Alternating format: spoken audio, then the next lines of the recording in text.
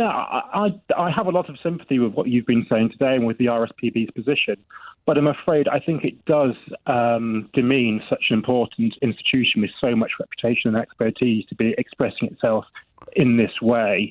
I think calling someone a liar is quite a serious accusation, and it's an accusation that someone is not only wrong or... No, they said they wouldn't weaken environmental protections, and they have. Okay, but what I was going to go on to say is that it's further than that. It's an accusation that the person is actually acting in bad faith.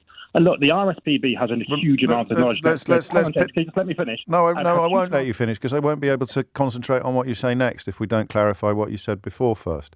Okay, fair enough. So they said they wouldn't weaken environmental protections, and they have.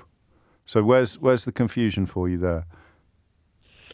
So I think if you were to accuse someone of being a liar and acting in bad faith, what you would be saying is that back in 2017, when Michael Gove said that... That's a different lie. Sorry, this is why it's important that I do interrupt sometimes, so that I can clarify for you what I've said. So that was a different lie. That's just proof that Michael Gove has a history of lying on this particular subject. But on the promise not to weaken environmental protections, that's this year. I mean, that's the last manifesto. That's constant.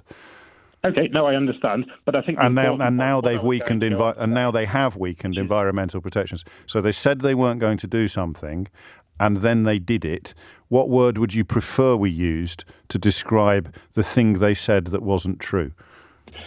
I think the important part of what I was going to say was that if the RSPB is going to make that criticism, and by the way, with their expertise and with their reputation, I don't think it's wrong for them to do that. Yes. I think they should make that in a measured, evidence-based way, not on Twitter using this kind of sort of mudslinging language. Okay, no, I understand that. I mean, I understand that perfectly. That's your, what's the word? Well, that's your sensibilities, though, isn't it?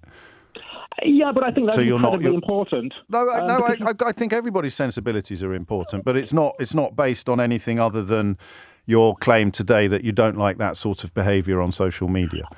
It's not just that. I mean, I think you talk a lot about Boris Johnson and the degradation of standards in public life. Yes. It's undoubtedly broad. And I'm afraid I think if we hold ourselves to those new standards rather than the standards that we should be holding ourselves to, then we've really, really lost an awful lot in public life. And I think, fair enough, all of the things that you've mentioned about... No, you can't conflate lying with calling someone a liar. Lying is much worse, but I still think calling... So what would you call it? Well, under your reading of more suitable or appropriate behaviour, what would you like to see liars called instead of liars? I would suggest that the way this should be framed is a forensic examination of what the government has said and what they have done and how inconsistent it is. I think that should come and if the conclusion as a consequence of that forensic examination is that they have lied, what word would you prefer?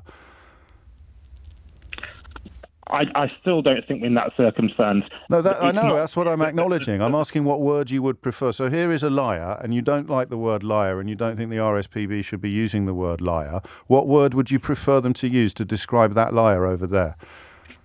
Could you give me an example of the kind of finding that you would want them to have found? So, for example, here is a politician who said we definitely won't reduce environmental protections, and then they did. There's an example. Okay, fair enough. So here's that liar right in front of you, the one who lied about not reducing environmental protections. And we're not going to call him a liar because something, RSPB something. What are we going to call him instead?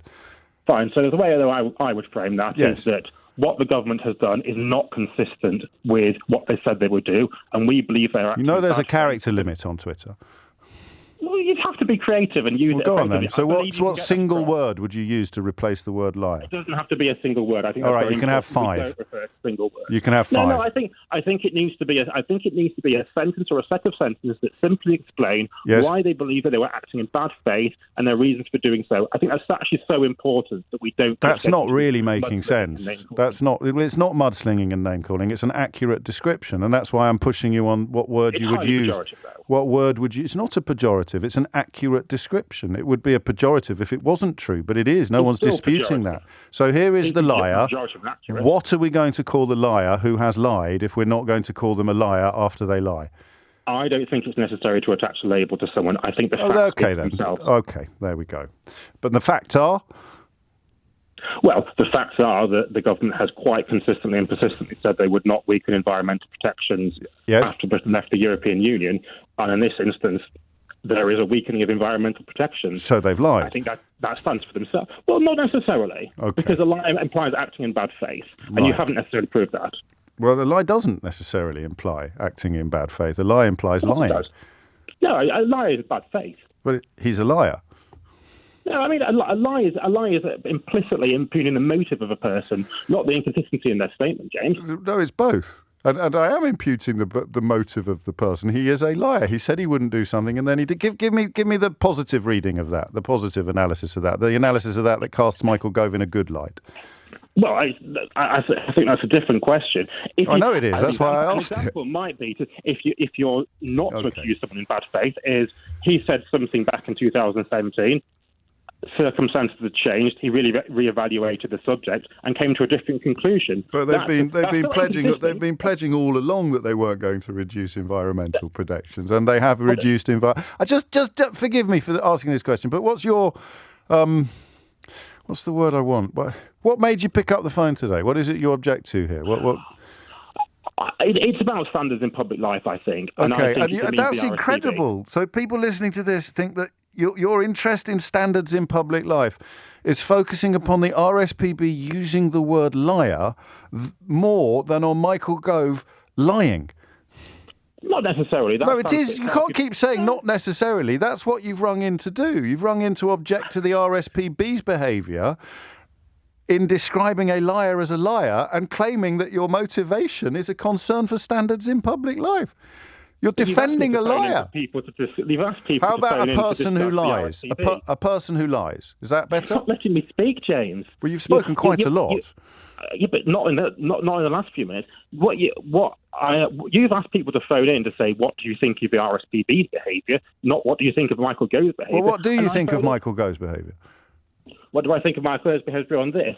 I think it's clearly inconsistent. I think they've not honoured their promises. Whether or not they've been acting in bad faith in respect of this, I'm going to reserve judgment because this ultimately is Can you think of a word to describe someone who's broken a promise?